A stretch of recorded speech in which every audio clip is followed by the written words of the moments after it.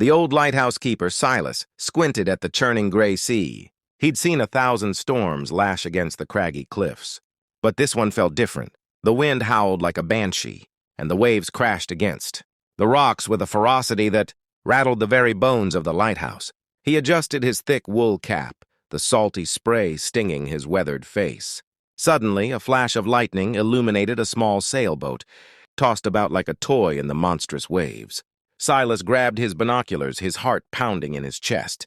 A lone figure clung precariously to the mast, a tiny speck against the vast, unforgiving ocean. Silas knew he had to act fast. The storm was intensifying, and the sailboat wouldn't last much longer. He raced down the winding stairs, the rhythmic clang of the lighthouse bell a counterpoint to the roar of the storm. He launched his small rescue boat, battling the ferocious waves with a determination born of years spent facing the sea's wrath. The journey was perilous.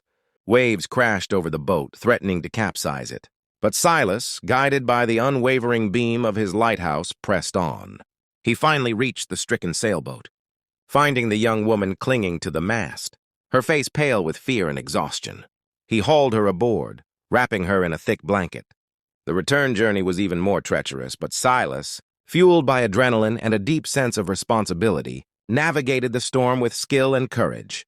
He finally reached the shore, collapsing onto the sand, the young woman safe in his arms. As the storm subsided, revealing a breathtaking sunrise, Silas watched the young woman, now warm and dry, walk away, leaving him with a sense of quiet satisfaction. He knew he'd faced the storm and he'd won.